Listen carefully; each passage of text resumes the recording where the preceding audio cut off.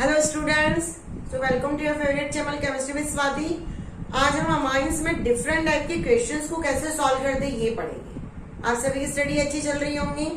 चलिए स्टार्ट करते हैं। सबसे पहले सबसे इंपॉर्टेंट टॉपिक होता है कन्वर्जन, जो कि मैंने देखा है बहुत से स्टूडेंट्स के लिए बहुत बड़ी प्रॉब्लम होती है। So many students find out so many problems in conversion, how to solve the different type of conversion. सबसे पहले कुछ कन्वर्जन, इंपॉर्टेंट कन्वर्जन मैं बता रही हूँ आपको यहाँ पे बेटा। कन्वर्जन में हमको चैप्टर से रिलेटेड जो इक्वेशंस होती है जनरली उन इक्वेशंस को ही कनेक्ट करके आंसर्स निकालना होता है। ये मान के चलो हमने एक चैप्टर में जितनी इक्वेशंस पढ़ी है उन पूरी इक्वेशंस को हमको अरेंज करना है, उनको लर्न करना है।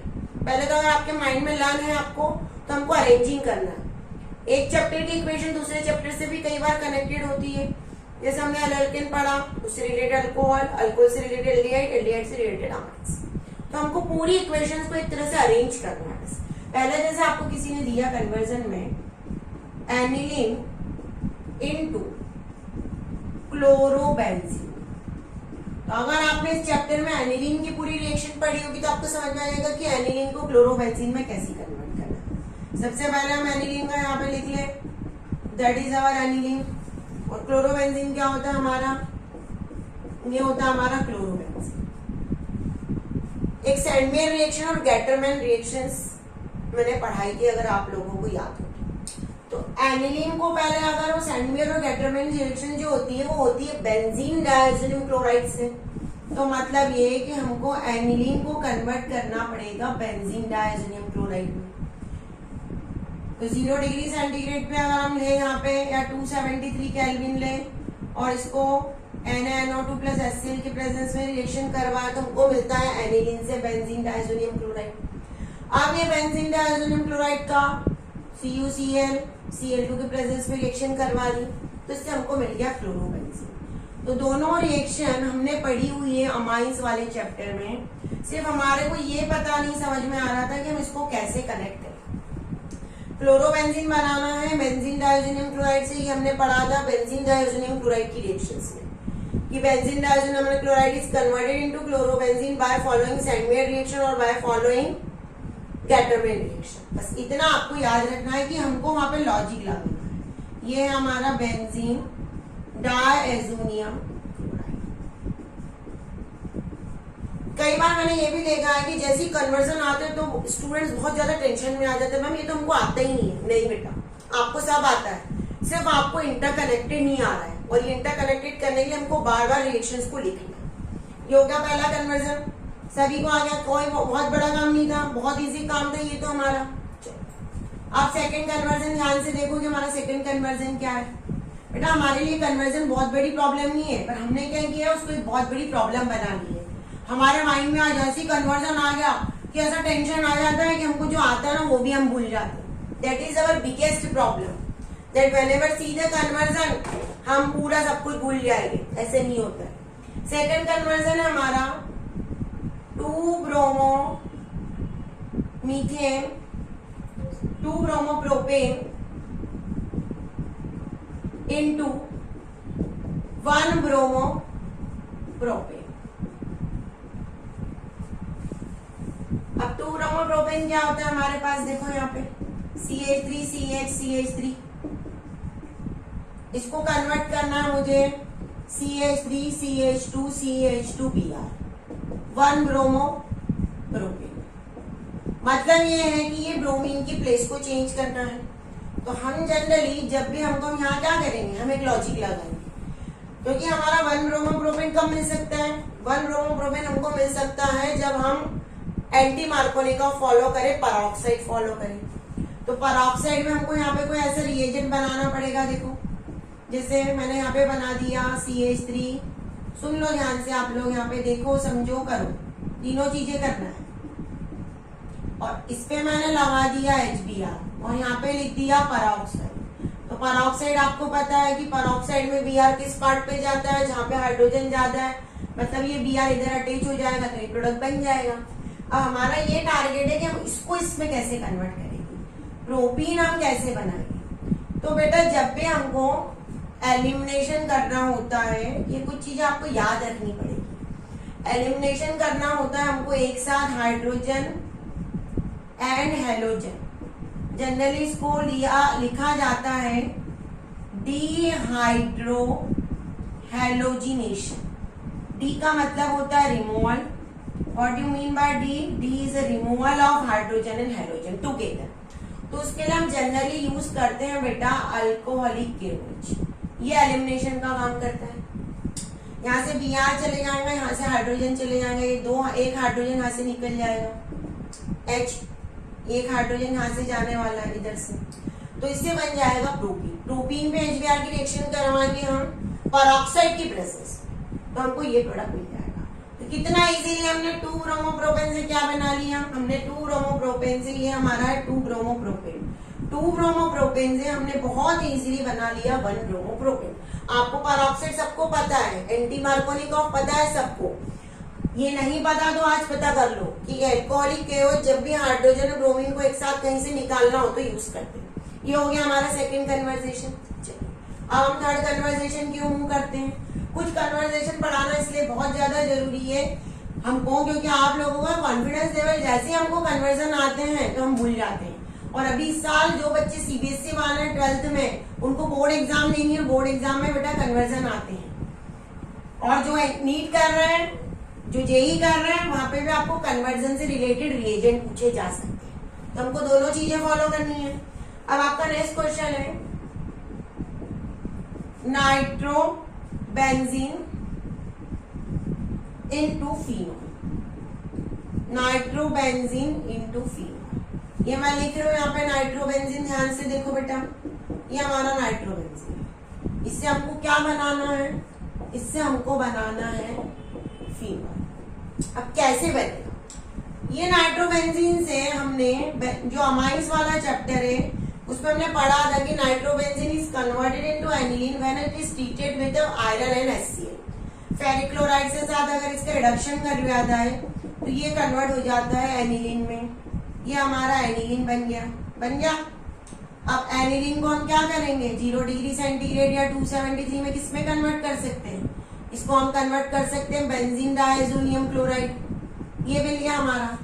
जैसे ही बेंजीन डायजोनियम क्लोराइड बन जाएगा आपको याद आ जाएगा, अरे मैडम बेंजीन डायजोनियम क्लोराइड के तो मैंने इसके पहले जो लास्ट लेक्चर था उसमें बताया था। अब इस बेंजीन डायजोनियम क्लोराइड को H3PO2 हाइपोफॉस्फोरस एसिड की प्रेजेंस में रिएक्शन करवाई हमने, तो ये फिनॉल बन जाता है। तो देखो ये हमारा कन्वर्जन हो गया। हमने एक सीक्वेंस पकड़ी। हमने क्या लिखा? हमने नाइट्रोबेंजीन पहले लिखा। नाइट्रोबेंजीन से हमको लिखा है फिनॉल बनाना। अब फिनॉल हमने बनाया था बेंजीन डायजोनियम क्लोराइड में। तो बेंजीन डायजोनियम क्लोराइड हमने कैसे रिएक्शन करके बनाया था? हाइपोफॉस्फोरस एसिड से। तो मतलब ये है कि हमको नाइट्रोबेंजीन को बेंजीन डायजोनियम क्लोराइड में कन्वर्ट करने के लिए कोई रीजनिंग करनी पड़ेगी, लॉजिक लगाना पड़ेगा। तो नाइट्रोबेंजीन को एनिलीन में कन्वर्ट कर दिया हमने। Method of formation of aniline में हमने पढ़ा हुआ है एनसीईआरटी में। फेरिक क्लोराइड या SnHCl दोनों रिएक्शन है, तो ये कन्वर्ट हो गया एनिलीन।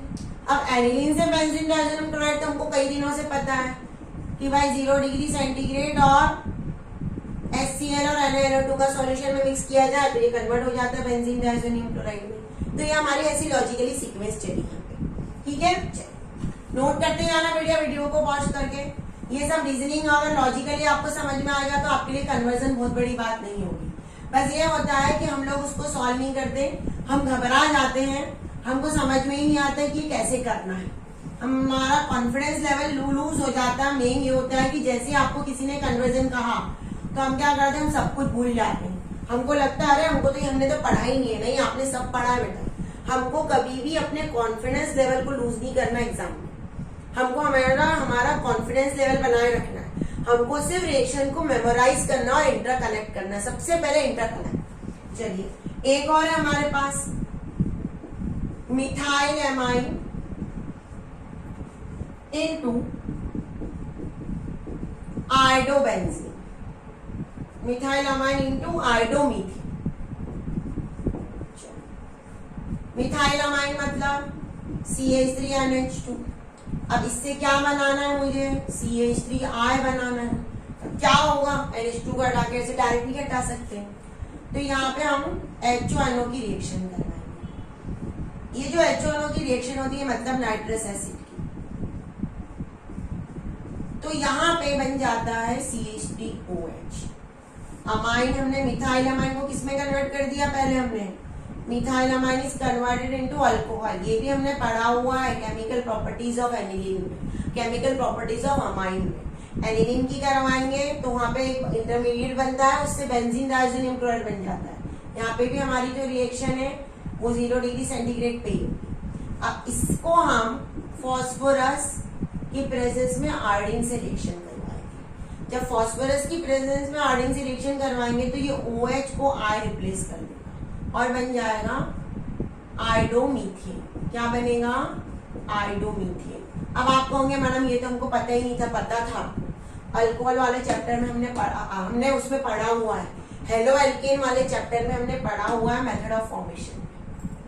तो मतलब कि हेलो एल्केन वाला पार्ट भी ऐड हुआ, एनिलीन वाला पार्ट भी ऐड हुआ। अभी मैंने जस्ट कहा हर चैप्टर, जो चारों चैप्टर है वो एक दूसरे से इंटरकनेक्टेड है, चारों चैप्टर की इक्वेशन हमको ज्वाइन करके कन्वर्जन करना है। चलिए ठीक है, वीडियो को पॉज करके वापस नोट कीजिए, नोट करना बहुत जरूरी है, लॉजिक लगाना है, पूरी रिएक्शंस में हर बार इंटरकनेक्ट करने की कोशिश करनी है कि इससे क्या होने वाला है, इससे क्या होगा, तभी हम आंसर तक पहुंच पाएंगे। अब नेक्स्ट है हमारा क्लोरोबेंजीन इनटू क्लोरो एनिलीन।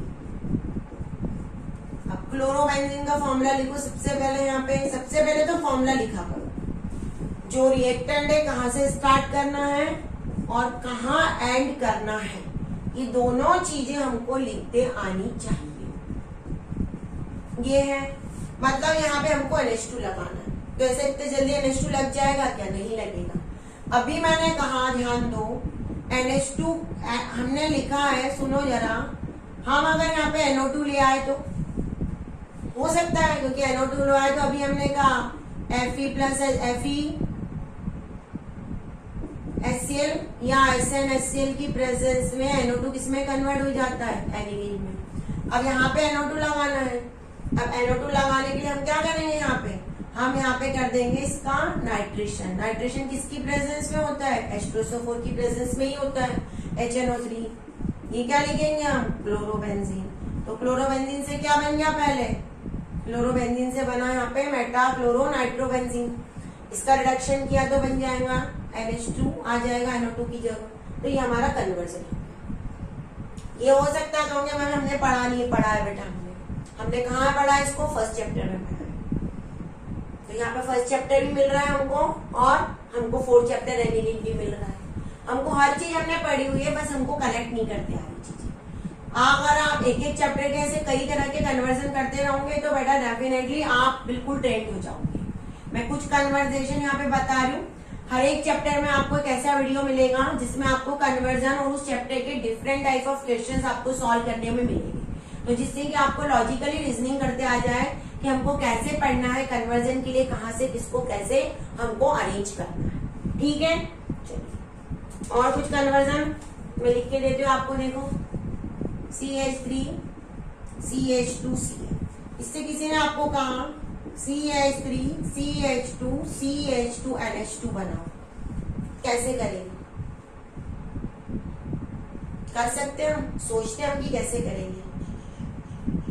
ये तो बहुत सिंपल दिख रहा है मुझे, तो ये Cn है, इसका क्या करवा दो, यहाँ पे निकिल की प्रेजेंस में रिडक्शन करवा दो। जब रिडक्शन करवा देंगे तो ये कन्वर्ट हो जाएगा इसमें।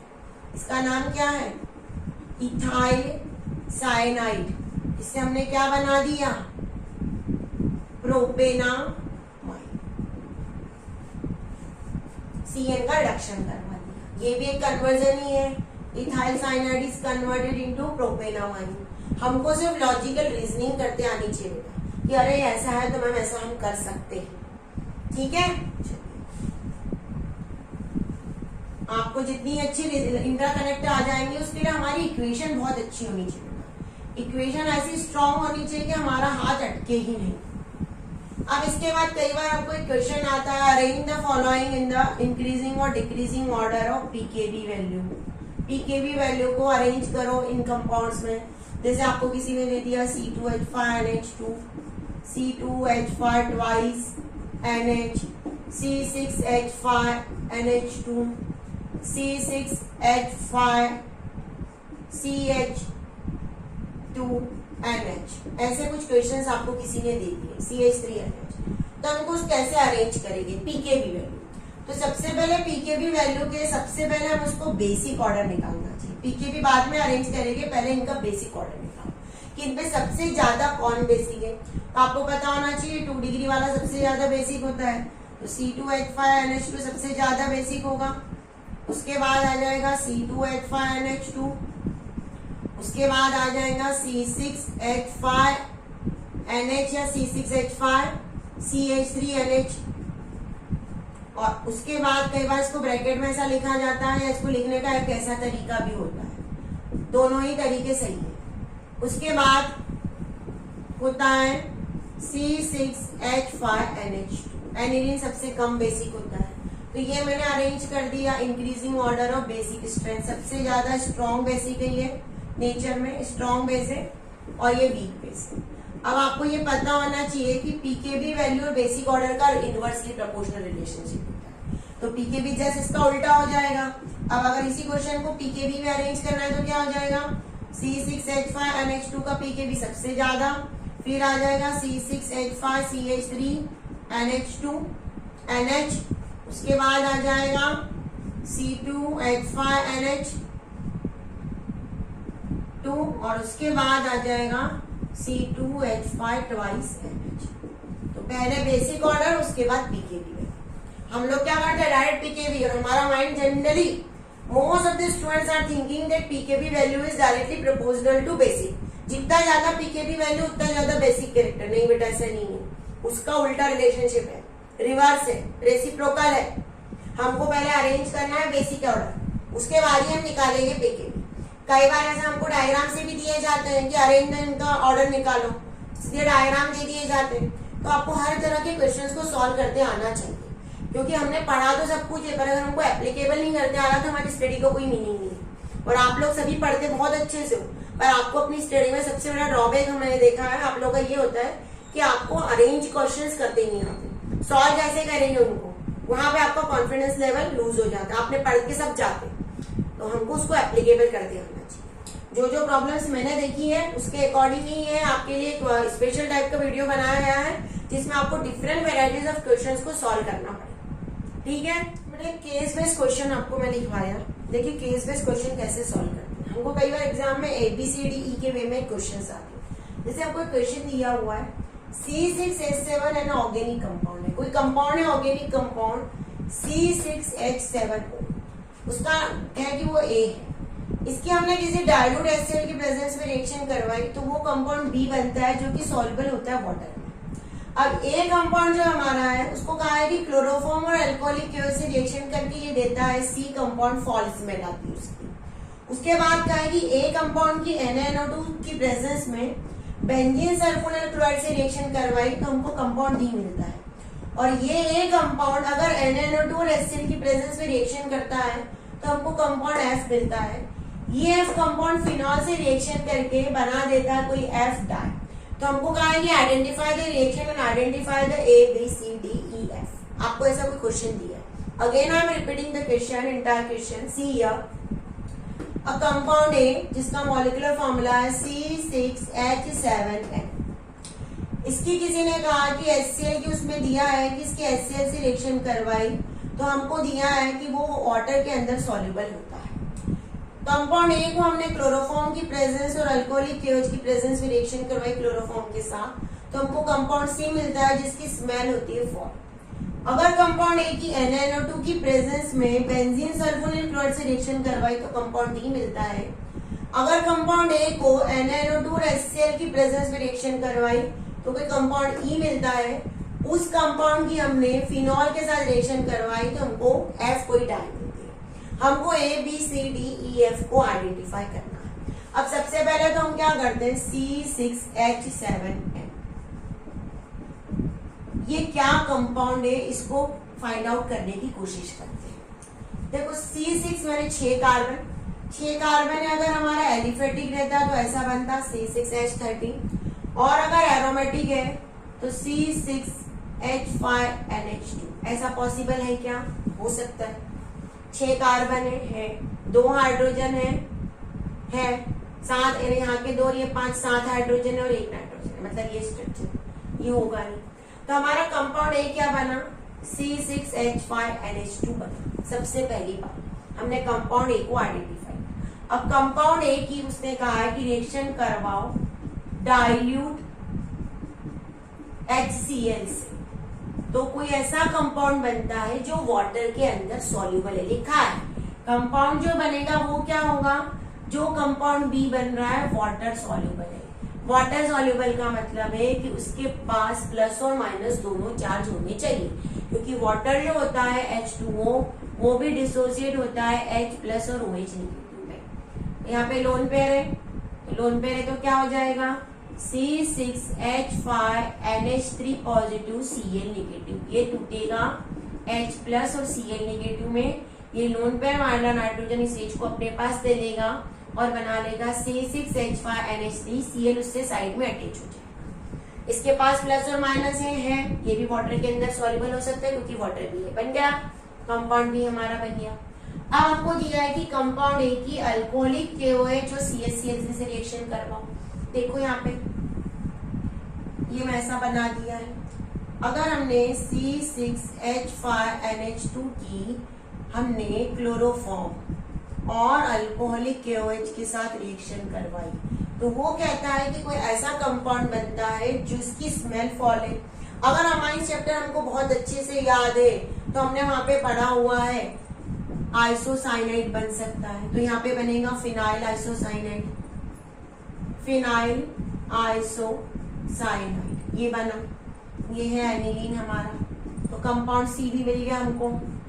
हमको हमारे नॉलेज को ही एप्लीकेबल करना है। यहाँ पे हमको अगर ऐसे कोई क्वेश्चन आते हैं तो हमको रिएक्शन को बैलेंस नहीं करना है और सिर्फ फ्लो चार्ट से बनाना है। हम कंपाउंड सी तक पहुंच गए, ठीक है। अब है कि कंपाउंड ए की NaNO2 और बेंजीन सल्फोनिल क्लोराइड से रिएक्शन करवाएंगे तो कंपाउंड ही मिलेगा। बेटा वीडियो को पॉज करके ये पूरा पहले आप नोट कर लो, क्योंकि आपको नोट करना ज्यादा जरूरी है। ए क्या बन सकता है? ये नहीं बन सकता क्योंकि यहाँ पे 13 हाइड्रोजन है, यहाँ पे तो 7 हाइड्रोजन है। पहले राउंड में एलिफेटिक बनेगा ही नहीं। क्या होगा? एलिफेटिक बनेगा ही नहीं। हमारे पास बच्चा है एरोमेटिक, एरोमेटिक में ये बना। इसकी HCl से रिएक्शन करवाई, बन हो गया। कोई 4 स्पीसीज बन सकती है जो कि वाटर के अंदर सॉल्युबल है। ए की हमने कोई ये कंपाउंड ए है, इसकी रिएक्शन करवाई क्लोरोफॉर्म और अल्कोहलिक से, तो कंपाउंड सी बना, ये भी बन गया। अब आगे की रिएक्शंस आप वीडियो को पूरे पॉज करके नोट करके मैं बता रही हूँ। ऐसे क्वेश्चन आते हैं तब भी हमारा कॉन्फिडेंस लेवल लूज हो जाता है, हम घबरा जाते हैं। हमने तो ये पढ़ा ही नहीं है, हम कैसे करेंगे? वहां पे हमको घबराने की कोई जरूरत ही नहीं बेटा, हमको कोई घबराने की जरूरत ही नहीं है। आगे की कंपाउंड ए की, हमारा कंपाउंड ए क्या था? C6H5NH2, ये था हमारा ए कंपाउंड। बेंजीन सल्फोनिल क्लोराइड, बेटा हमारा जो नॉलेज है उसी को अप्लाई करना है। हमको अपने नॉलेज को ही अप्लाई करते आना चाहिए। बेंजीन सल्फोनिल क्लोराइड, ध्यान दो इधर आप लोग। बेंजीन सल्फोनिल क्लोराइड क्या होता है? ये होता है हमारा बेंजीन सल्फोनिल क्लोराइड। इसकी रिएक्शन करवाई, ये है बेंजीन सल्फोनिल क्लोराइड। इसकी रिएक्शन करवाएंगे तो कोई प्रोडक्ट बनेगा क्या? बन सकता है, क्यों नहीं बन सकता? Benzene sulphonyl chloride. इसकी रिएक्शन करवाएंगे NH2 से। ये दोनों की रिएक्शन हुई, यहाँ पे मैं ऐसा प्लस लिख दे रही हूँ। रिएक्शन से क्या प्रोडक्ट बनेगा आप लोग ध्यान दें। S डबल बॉन्ड हो दोनों तरफ, ये H इस Cl को निकल जाएगा, यहाँ पे आ जाएगा N के नीचे एक H बचेगा, दूसरा HCl और ये हमारी बेंजीन रिंग या C6H। ये बना कंपाउंड। क्या नाम दिया इस कंपाउंड को? Compound D. कंपाउंड डी तक हम पहुंच गए। अब क्या बनाना है हमको? कंपाउंड ई और कंपाउंड एफ। हमको 2 ही चीजें बनानी है। इसको वापस मैं कह रही हूँ, वीडियो को पॉज करके नोट कर लो। अब कंपाउंड ए से हमको बनाना है कंपाउंड ई। कंपाउंड ई में कैसे बनने वाला है? वो कह रहा है कि कंपाउंड ई NaNO2 और HCl से रिएक्शन करके बनेगा। C6H5NH2, C6H5NH2 ये है हमारा ए कंपाउंड।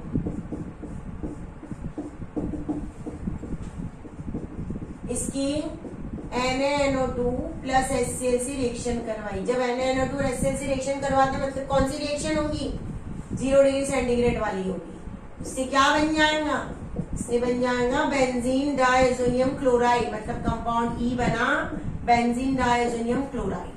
अब इस बेंजीन डायज़ोनियम क्लोराइड की उन्होंने कहा फिनॉल से रिएक्शन करवाओ और कोई डाई बनाओ। तो हमारा अगर कंसेप्ट बहुत क्लियर है तो हमने डायएजोनाइज हमने पढ़ा था यहाँ पे कपलिंग रिएक्शन। तो ये HCl को लेके निकल जाएगा और उससे बनेगा एक कॉन्जुगेशन वाला कपलिंग रिएक्शन। ये बना हमारा कंपाउंड F, ये है डाई। क्लियर हो गया? हमने हमारे नॉलेज को ही अप्लाई किया। कब कर पाएंगे? जब हमारे पास पूरे चैप्टर का बिल्कुल डीप नॉलेज हो, हमारे कंसेप्ट बहुत क्लियर हो, हमारे माइंड में पूरी रिएक्शन जैसी क्वेश्चन आए तो पूरी रिएक्शन आ जाए समझ में कि इससे हमने ये बनाया है तब। और उसके लिए प्रैक्टिस चाहिए, ट्रिक चाहिए। मैंने हर वीडियो में आपको बताया कि प्रैक्टिस करते रहो, ट्रिक देखते रहो कि क्या ट्रिक है। मैंने कई ट्रिक्स आपको बताई। ये पूरे क्वेश्चन को नोट कर लो बेटा। बेटा केस बेस्ड क्वेश्चन लिखा है आप लोगों के लिए। देखो ये केस बेस्ड क्वेश्चन है। कोई कंपाउंड है, उसका मॉलिक्यूलर फॉर्मूला है C7H7NO2। इसकी 3 आइसोमर है, सबसे पहले क्वेश्चन में दिया हुआ। और compound A has a molecular formula C7H7NO2.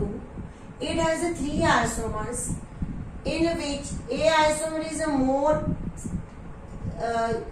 symmetrical and more stable. तो ज्यादा स्टेबल कौन सा रहेगा? ये, क्योंकि पैरा पोजीशन पे सिमेट्री ज्यादा होगी। तो हमने ये कैसे निकाला? सबसे पहले तो ये है कि C7H7 कैसे, C7H15 आ सकता है हमारे पास एलिफेटिक जाए तो।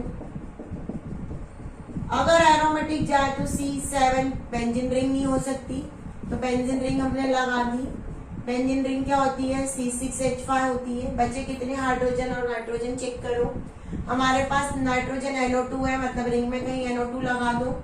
उसके बाद बचा 1 कार्बन और 2 हाइड्रोजन, तो CH3 यहाँ से 1 हाइड्रोजन हटा दिया।